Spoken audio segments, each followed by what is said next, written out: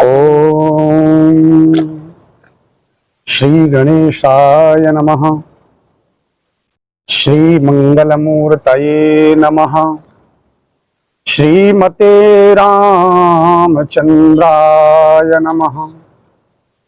कंठे यस्य विराजते हि गरलं गंगाजलं मस्तके वामांगे गिरिराजराजतनया जाया भवानी सती नंदिस्कंद गणाधिराज सहितः श्री केदारनाथ प्रभो केदारांचल संस्थितो किल गुरो ध्येयात् सदा मंगलम। भक्ति भक्त भगवंत गुरु चतुर नाम बपु एक तिनके पग बंधन किए नाशहि विघ्न अनेक। बोले श्री सद्गुरुदेव भगवान की जय। श्री शिव महापुराण की जय। सत्य सनातन धर्म की जय। नमः पार्वती पतये हर हर हर महादेव। नमस्कार, मेरा नाम आचार्य श्री प्रकाश शास्त्री, श्री वैष्णो माता मंदिर 3B1 मोहाली मुख्य पुजारी हूं। और इस समय पवित्र श्रावण मास के परम पावन उपलक्ष्य में जो है सुंदर भगवान के शिव मय जो है सारा संसार हो रखा है, जिनके मस्तक पर चंद्रमा दूज का चंद्रमा विराजमान है। कंठे यस्य विराजते हि गरलम गंगा जलम मस्तके। मां गंगा जिनके मस्तक पर विराजमान है, ऐसे देवादिदेव महादेव भूत भावन भूतेश्वर भगवान भोलेनाथ को हम आप सभी लोग जो है बारंबार प्रणाम करते हैं, क्योंकि भगवान देवादिदेव महादेव इतने दयालु हैं, इतने कृपालु हैं, इतना करुणा वर्णालय है कि वो एक लोटा जल सारे समस्या का हल। एक लोटे जल से ही भगवान शंकर जो है वो प्रसन्न हो जाते हैं। और ये सुंदर पवित्र श्रावण का मास है। शास्त्री जी, एक बात बताइए कि जो आप शिव महापुराण की कथा करने जा रहे हैं 17 तारीख से जी, उसका क्या कुछ होगा? कब से लेकर स्टार्ट हो रही है, कब तक चलेगी? जी,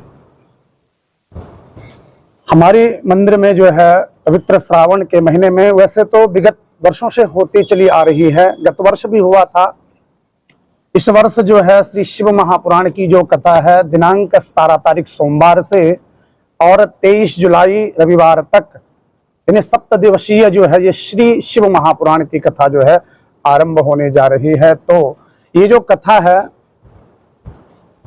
ये सार्वजनिक कथा है, अपने मंदिर समिति के माध्यम से, और सभी लोग इसमें जुड़ सकते हैं और सभी लोगों को इस कथा में जुड़ना चाहिए। तो देखो, निमित्त तो एक है लेकिन फल जो है सभी को प्राप्त करना है। तो पवित्र श्रावण के महीने में 17 तारीख से और 23 जुलाई तक ये कथा आरंभ। समय क्या होगा? समय इस कथा का जो है शाम को 4:30 बजे से और 7 बजे तक। 7 बजे से जो है भगवान शंकर की आरती होगी और आरती के पश्चात जो है प्रसाद वितरण होगा। सावन महीने की बात कीजिए, भगवान शिव की इतनी मतलब कि भक्तों को इतनी अपार कृपा क्यों होती है? शिव कितना क्यों मतलब पवित्र, मतलब ये महीना क्यों माना जाता है? देखिए, बहुत अच्छा आपने प्रश्न किया है कि श्रावण के महीने में भगवान शिव की महत्ता क्या है।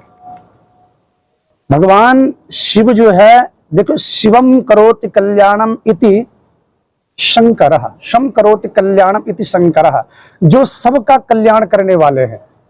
30 कोटि देवताओं में यदि कोई जल्दी प्रसन्न होता है तो मेरा भोलेनाथ होता है।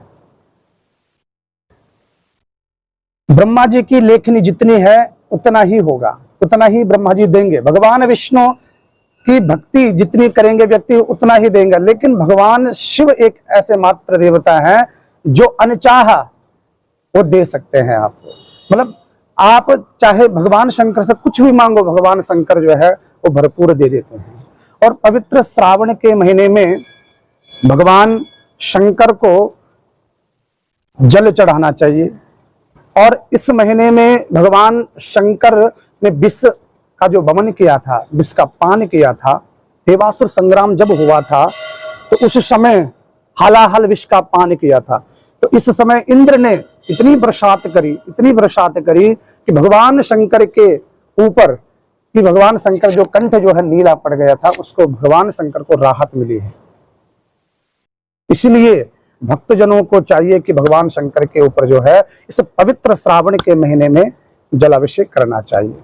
तो जिस आप करो कि दूध और बेलपत्र हाँ जी, हाँ जी। और चीजें चढ़ती है, तो सावन के महीने में क्या वैसे अक्सर भी चढ़ाते रहते हैं, मतलब भक्त जो है, तो इसमें क्या खास है कि अगर इसमें बेलपत्र या दूध वगैरह की क्या महिमा है जो शिवलिंग वगैरह पर चढ़ता है? बहुत सुंदर आपने प्रश्न किया है। ये देखो, ये प्रश्न सबको जानना चाहिए। दूध क्यों चढ़ाते हैं, बेलपत्री क्यों चढ़ाते हैं, धतूरा ही क्यों चढ़ाते हैं?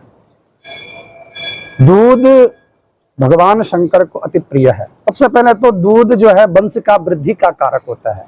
जिसकी कोई संतान नहीं हो रही हो, वह यदि पवित्र श्रावण के महीने में भगवान शंकर को दुग्ध का अभिषेक करता है, भगवान शंकर इतने जल्दी प्रसन्न हो जाते हैं। और एक कथा आती है कि दूध महर्षि और एक ऋषि हुए थे, उन्होंने अखंड तप किया और तपस्या का दिव्य प्रभाव से जो है भगवान शंकर को प्रसन्नता के लिए, भगवान विष्णु की प्रसन्नता के लिए, ब्रह्मा जी की प्रसन्नता के लिए, लेकिन जब तीनों प्रसन्न नहीं हुए तो महर्षि और जो अपने योग बल से समिधा बीनने के लिए और बेलपत्री सामग्री इकट्ठा करने के लिए जब गए थे जंगल में, तो उसी समय भगवान शंकर ने जो है महर्षि औरव का आश्रम को दग्ध कर दिया। ये वायु पुराण की कथा है। और उस समय जैसे ही महर्षि औरव ने देखा कि हमारा सारा जो है आश्रम जल चुका है, किसने जलाया है, किसकी ऐसी हिम्मत हुई है, तो उस समय जो है महर्षि औरव ने श्राप दे दिया।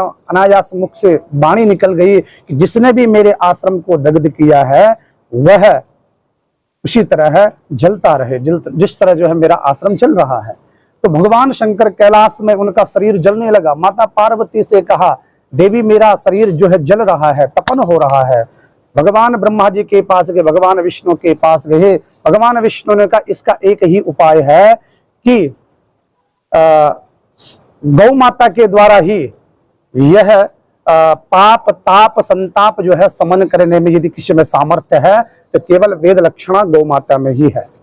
तो उस समय 77 गाय का उत्पत्ति हुई है और 77 गायों के द्वारा भगवान शिव के ऊपर वो दुग्ध चढ़ाया गया है।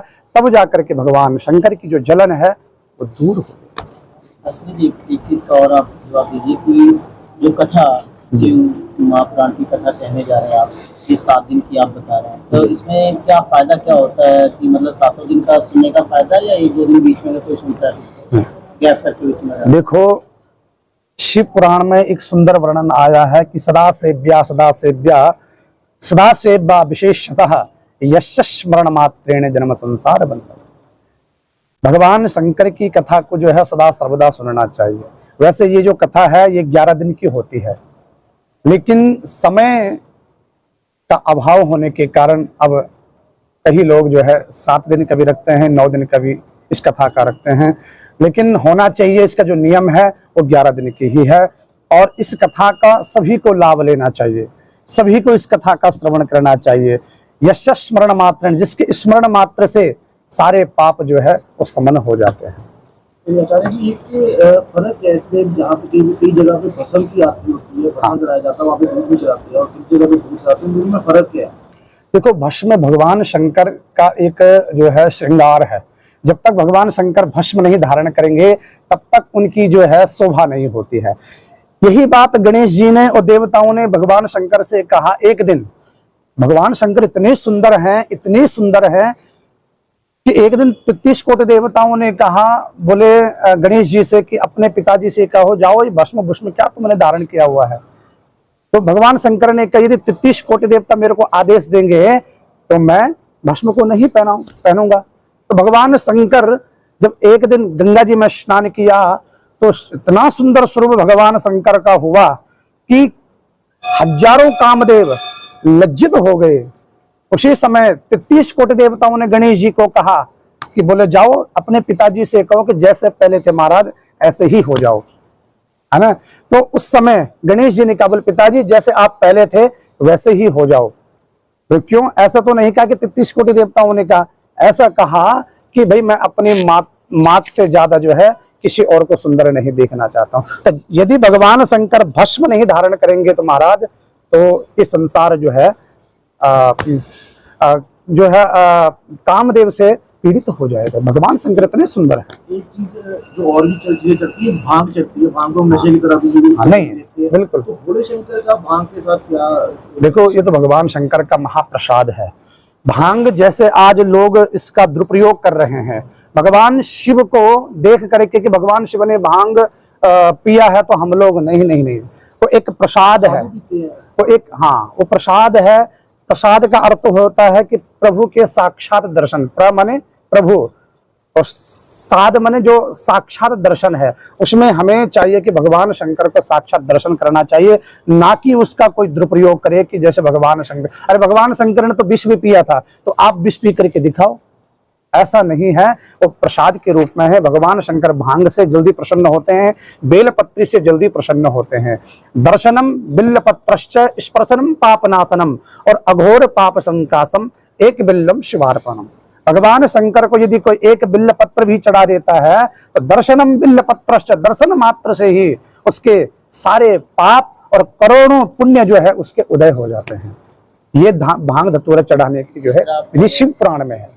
तो जैसे कथा आपकी चलती है 7 दिन की, तो उसमें अगर कोई श्रद्धालु प्रसाद वगैरह लेके आना चाहे तो किस चीज़ का मतलब प्रसाद लेकर आए ताकि भगवान शिव को भोग लग सके और वो संगत में बांटा या मतलब वितरित किया जा सके, कैसा प्रसाद है? भगवान शंकर को वैसे तो सभी तरह के प्रसाद भगवान सबको प्रिय है।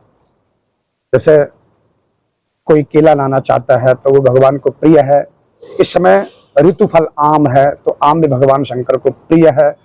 और अनार हो गया, अनार माता भगवती जगदम्बा को प्रिय है। तो भगवान शंकर को वैसे सभी फल जो है प्रिय है। विशेष रूप से भगवान शंकर ऋतुफल आम भी अति प्रिय है। तो भगवान शंकर को सभी तरह के जो है फल का जो है भोग लगाया जा सकता है। इस जो श्रावण मास है इसमें किसी खाने पीने की चीज का परहेज करना चाहिए, वो भी अगर साइंटिफिकली देखें तो कहते हैं इसमें ब्लड चेंज होता है, कुछ ऐसा भी कोई कनेक्शन है? जी बिल्कुल बिल्कुल। देखिए ये आपने बहुत अच्छा प्रश्न किया है कि भगवान शंकर का जो है व्रत व्यक्ति को रखना चाहिए। शास्त्रों में कहा गया कि व्रत रखने से जो हमारे भीतर जो भी चित्त वृत्तियां हैं, काम क्रोध लोभ मोह मद मत्सर्य षड्विकार, इनका जो है समन नाश हो जाता है। और एक बाह्यंतर और आभ्यंतर और बाह्यंतर दोनों तरह की जो है हमारा शरीर पवित्र होता है। और देखिए प्रसाद आपने कहा है तो बिल्लपत्र भी एक बहुत बड़ा प्रसाद है। शिव पुराण में कहा गया है कि बिल्लपत्र को खाने से जो है उसको अनेक प्रकार की बीमारियां दूर होती है, जैसे शुगर, ब्लड प्रेशर और कैंसर इत्यादि रोग से 1 महीने तक आप 12 बजे रात को शिवजी के शिखर को देख करके बिल्लपत्र को खाते हैं चबा चबा करके, तो शिव पुराण कह रहा है कि उसके सारे जो है रोग कष्ट जो वो दूर हो जाते हैं। ये बिल्लपत्र का बहुत बड़ा महत्व है प्रसाद के रूप में। बिल्कुल वही प्रसाद है जो भगवान शंकर के बिल्लपत्र चढ़ गया है। उस एक बिल्लपत्र को ले लो और उस एक बिल्लपत्र को आप जो है खा सकते हैं, क्योंकि बिल्लपत्र में 3 देवताओं का वास है, ब्रह्मा जी का, भगवान विष्णु का और भगवान शंकर का। दशहरे के बीच में पंजाब में प्राकृतिक आपदा आई हुई है, उसके बारे में आप क्या कहना चाहोगे? देखिए ये तो दैवीय आपदा हम लोग कह सकते हैं। भगवान न करे कभी ऐसा हो। और 3 प्रकार के जो है ताप होते हैं, दैहिक ताप, दैविक ताप और भौतिक ताप। दैवीय ताप कौन सा है? जैसे भूकंप आ जाना, बाढ़ आ जाना, अनावृष्टि हो जाना, अतिवृष्टि हो जाना, तो ये दैवीय आपदा है। क्योंकि जब सृष्टि पर जब कहते रहे कि जो है पृथ्वी पर भार बन जाता है, एक पाप जब ज्यादा बढ़ जाते हैं, तो प्रकृति अपने आप से ही, जिन्हें कहते हैं कि प्रकृति को जब छेड़छाड़ करोगे तो प्रकृति जो है अपने तरह से दंड देती है। तो प्रकृति का जो प्रकोप है ये कोई नहीं जान सकता है, और किस समय कब आ जाए ये किसी को पता नहीं है। लेकिन ये जो आपदा आई है, ऐसी आपदा कभी ना आए, क्योंकि इस समय लोग बहुत ज्यादा परेशान हैं। और मैं महादेव से प्रार्थना करता हूँ, हे भगवान ऐसी त्रासदी कभी ना आए, और किसी भी प्रकार के लोगों को कष्ट ना हो, किसी भी प्रकार को लोगों को दुख ना हो, और किसी भी प्रकार को लोगों को जो है इस प्रकार की जो त्रासदी का जो है सामना ना करना पड़े। ऐसे हम देवादिदेव महादेव से जो है प्रार्थना करते हैं। पंडित जी, अक्सर देखा गया है जैसे पीछे भी जो बाढ़ आई थी, ये बरसातों का मौसम होता है श्रावण का, तो इसी में क्या कहते हैं बाढ़ आती है, नुकसान भी ज्यादा होता है, इसी में भगवान की पूजा भी ज्यादा होती है। तो क्या कारण है कि इस मंथ में ही इतनी पूजा के कारण भी ऐसी आपदाएं आ रही है? देखो, पाप बढ़ गया है क्या? हम पाठ पूजा से पीछे हट गए हैं? नहीं, ऐसा है कि देखो, ये तो एक समय आता है, और भगवान शंकर की पूजा तो चलो इस श्रावण के महीने में जो अधिक, केदारनाथ बद्रीनाथ में भी बाढ़ आई थी, वो भी इसी महीने में आई थी। हाँ। अब भी ये आपदा है, तो कारण क्या है कि यार क्या लोगों में पाप बढ़ गया, या लोग जो आप करके प्रकृति के साथ छेड़छाड़? प्रकृति अपने हिसाब से दंड देती है। प्रकृति जो है क्योंकि ये जो श्रावण का महीना में, ये बरसात का एक ज्यादा महीना है, और इस महीने में अधिकांश बरसात ज्यादा होती है। तो कहते हैं ना कि कभी जो हम जब ज्यादा हमारे से ज्यादा अनायास भूल चूक पाप जब ज्यादा बढ़ जाते हैं, तो वो समय आता है जब जिस समय जैसे बरसात आ रही है, तो बरसात जब आती है तो उसी समय जो है ये दैवीय आपदा भी आती है। तो ऐसी आपदा ना आए, भगवान शंकर से जो है प्रार्थना करते हैं। पढ़े लिखे नहीं होते हैं, तो उनके लिए इस महीने में कौन सा जाप करना चाहिए जिससे भगवान शंकर का, भगवान शंकर का कोई है मंत्र कोई?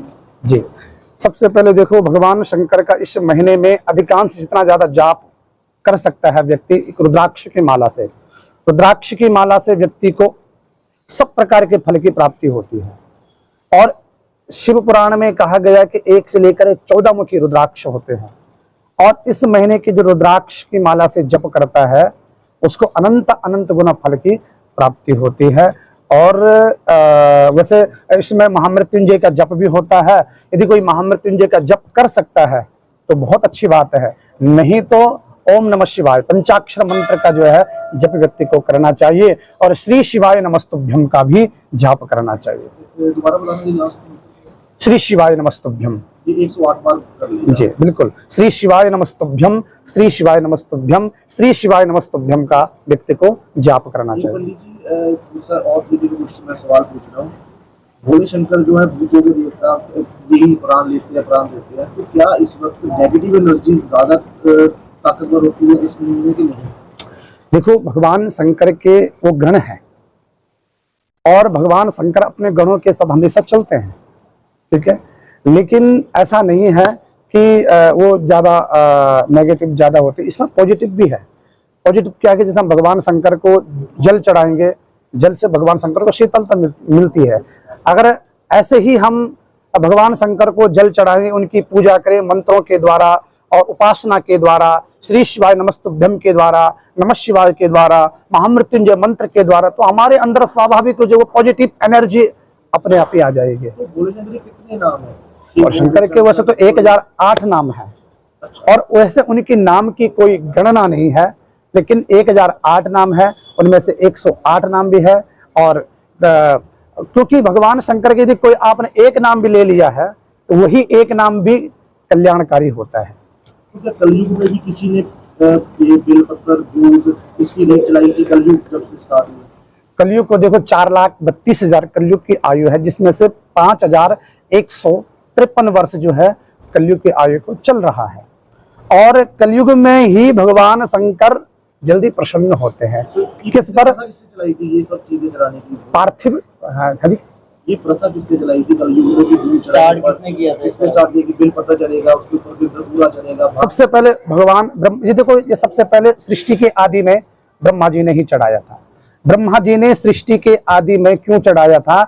जब शिवलिंग की उत्पत्ति हुई, अग्निस्तंभ के रूप में जब भगवान शिव प्रकट हुए, तो क्या कि ब्रह्मा जी के मुख से अनायास झूठ निकल गया था कि भाई मैंने जो है शिव जी का जो है ऊपर का छोर, अंत का छोर देख लिया है। तो झूठ कहा था उस समय। तो ब्रह्मा जी का जो पांचवा मुख है, उसका जो है श्री काल भैरव ने पृथक धड़ से पृथक कर दिया था। तो अपने पाप को समन करने के लिए, पाप को दूर करने के लिए, हमारे से जाने में अनजाने में जो है पाप हो जाता है, तो ब्रह्मा जी ने ही सबसे पहले धतूरा को चढ़ाया था। और दूध जो है गौ माता ने चढ़ाया, जैसे मैंने पहले पूर्ववर्त भी कहा था। तो वही हम शास्त्रों को पढ़ करके त्रेता युग, द्वापर युग, कलयुग में चला करके आ रहे हैं। तो आपकी जो कथा हम जारी, आखिरी सवाल है, इस संगत से या श्रद्धालुओं से क्या अपील करना चाहो? कितनी तादाद में आपको पास पहुंचे? मेरे सभी लोगों से विनती है, प्रार्थना है कि आप अधिक से अधिक संख्या में आकर के जो है श्री शिव महापुराण की कथा का लाभ प्राप्त करें और भगवान शंकर का आशीर्वाद प्राप्त करें। देखिए वैसे इसमें कोई निमंत्रण, कोई चिट्ठी पत्र देने की आवश्यकता नहीं होती है, क्योंकि जिसके भीतर भगवान, जिसके ऊपर भगवान शिव की कृपा होती है, अनंत कृपा होती है, वही यहाँ तक आ सकता है। राम लखन सीता सहित हृदय बसो स्वरूप, हम हनुमान चालीसा में कहते हैं ना कि भाई राम लखन सीता सहित, हे राम जी, हे लखन जी, आप आओ हमारे हृदय में विराजमान हो जाइए। लेकिन इसमें बुलाना नहीं पड़ता है। शिव जहां बैठते हैं, वह हमने घर में बैठे हुए हैं, मन में आया कि चलो शिव कथा, शिव पुराण की कथा सुन करके आते हैं, तो उसी क्षण भगवान शिव हमारे हृदय में अवरुद्ध हो जाते हैं। ऐसे भक्त जनों को जो है भगवान शिव की अनंत कृपा बनी रहे और आप सब लोग आए, जरूर कथा का लाभ लें और अपने मंदिर समिति के द्वारा भी, और मैं अपील करता हूं कि वो जो उनकी तरफ से मैं अपील करता हूं कि आप लोग जो है जरूर आए और भगवान शंकर का आशीर्वाद प्राप्त करें। जो ये शिव महापुराण कथा होने जा रही, इसमें सहयोग किसका है? ज्यादातर किसका सहयोग है? देखिए जी, इसमें सहयोग जो है अपने मंदिर समिति के समस्त कार्यकर्तागण हैं और महिला मंडल का भी विशेष सहयोग भी है। मातृशक्ति की पूरी है? हाँ, मातृशक्ति की पूरी है, क्योंकि मातृशक्ति के बिना जो है संसार अधूरा है। और महिला मंडल का इसमें विशेष सहयोग है, मंदिर समिति का विशेष सहयोग है। और मैं चाहता हूं सभी लोग इसमें जो है बढ़ चढ़ करके अपना अमूल्य सहयोग प्रदान करें, क्योंकि पग पग पर जो है 100 अश्वमेध यज्ञ का फल व्यक्ति प्राप्त करता है।